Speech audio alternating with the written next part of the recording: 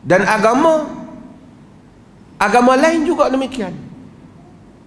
Sebab itu amalan agama lain yang mempunyai simbolik kepada agama dia, tuang air ke, masak nasi ke, bakar api ke, kita tak boleh kata alah saja-saja syok-syok agama dia buat, dia niatlah kita saja buat. Tak boleh. Dia diharamkan kerana dia mempunyai perlambangan ibadah dia.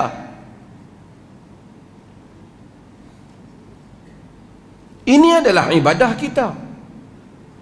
Dan kita tidak, ini kita nak kena fahamkan kepada rakyat Malaysia ini, kepada orang bukan Islam, kepada pemimpin-pemimpin orang Islam juga. Don't worry, jangan takut. Baru ni di Perlis 2-3 hari lepas kita buat seminar fiqh berinteraksi dengan non-Muslim.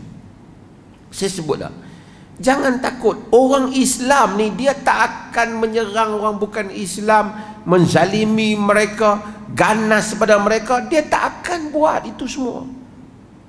Bukan kerana nak jaga keharmonian politik negara ini, nak jaga kita masyarakat majmuk, kerana agama tidak benarkan. Tak boleh. Nabi tak benarkan tiba-tiba tengok orang bukan Islam tak pasal-pasal pergi katok kepala dia. Tak boleh.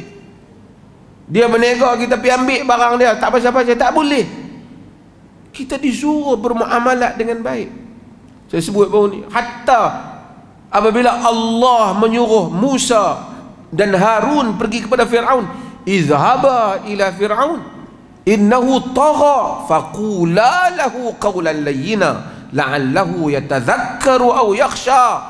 Pergilah kamu wahai Musa dan Harun kepada Fir'aun, kerana dia tagut, melampau, tagha, melampau.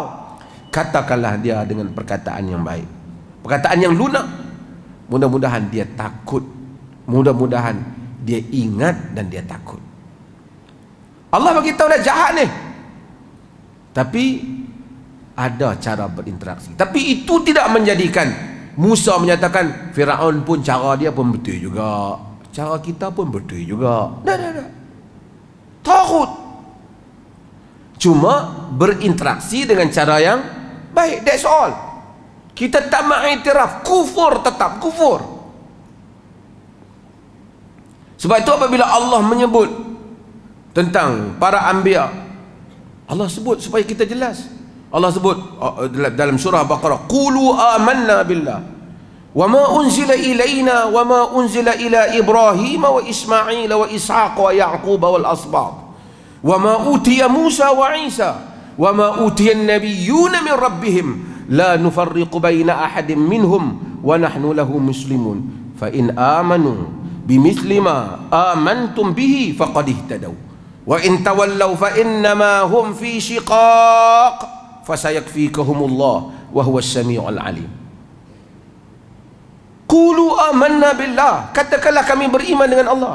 Wa ma unzila ilaina wa ma unzila ila Ibrahim wa Ismail wa Ishaq wa Yaqub wal asbab. Apa yang diturunkan kepada kami, kepada Ibrahim, Ismail, Yaqub, kepada Ibrahim, Ismail, Ishaq, Yaqub dan anak cucunya. Wa ma utiya Musa wa Isa, apa yang diberikan kepada Isa, Musa dan Isa. Wa ma utiyan nabiyyuna min rabbihim, apa yang diberikan kepada nabi-nabi daripada Tuhan mereka. La nufarriqu baina ahadin minhum, kami tak membeda-bedakan seorang pun di kalangan nabi tu. Kami tak kata yang ni kami terima, yang ni kami tak terima, kami tak. Wa nahnu lahu muslimun, kami serah diri kepada Allah. Fa in amanu bimithli ma amantum bihi faqad ihtadaw, jika mereka beriman sama seperti kamu beriman, accept all the prophets, including the prophet of our prophet Muhammad sallallahu alaihi wasallam. Fa in amanu bimithli ma amantum bi faqad ihtadaw, they are guided. Kalau mereka terima seperti mana kamu terima, mereka mendapat petunjuk. Wa in tawallau, jika mereka berpaling, fa innama hum fi shiqaq, mereka lah orang yang berada dalam perpecahan. Kita kata kamu berada dalam perpecahan, kamu tak accept Nabi kami, tapi itu tak menghalang untuk kami berurusan dengan baik. Masalahnya apabila kita berfikir untuk berurusan dengan baik ini, di dalam surah Ali Imran sekali lagi Allah sebut, cuma dalam surah Ali Imran Allah mulakan qul amanna billah wa ma unzila alaina wa ma unzila ala Ibrahim wa Ismail wa Ishaq wa Yaqub al-asbat sehingga akhir. Kemudian Allah kata apa? Allah kata apa? Setelah Allah bagi tahu hal itu, wa may yabtaghi ghairal islami dinan falan yuqbala min. Sesiapa yang mencari selain daripada Islam sebagai agama, tak diterima daripadanya.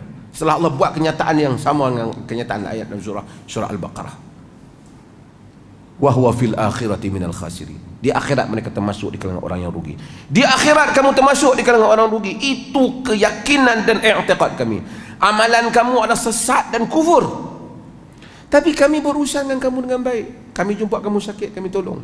Kamu kalau kami jadi doktor, kamu datang hospital, kami dengan begitu penuh ilmu profesional kami baiki kamu. Bahkan kami boleh jampi baca ayat Quran untuk minta kamu sembuh. Ada dalam hadis. Tapi kita diberikan mafhum yang lain. Kalau kita nak jaga perpaduan yang sebenar, kita kena pi raya dia, kena buat macam dia. Dia pun main raya kita, tak lama lagi mungkin kena sembahyang raya 2 rakaat juga, baru menunjukkan dia berpadu dengan kita. Kita pun kena pi juga. Kalau dia hengguk colok, kita pun kena buat. Kalau dia pakai benda-benda agama dia pun kita pakai. Kalau tidak, ini anti perpaduan. Ini tak ada kena mengena, itu agama dia. Ini agama kita. Yang kita disuruh bukan kalau kita tak buat apa cara agama tu berlaku perbalahan negara. Yang kita disuruh ialah menghormati hak, memberikan hak dia apabila kita bertugas, dia sebagai rakyat, kita sebagai rakyat. Menghormati, tolong menolong dalam perkara yang boleh kita tolong menolong antara satu sama lain. Tidak menzalimi dia, tidak menginayai dia. Itu yang lebih manusia perlukan.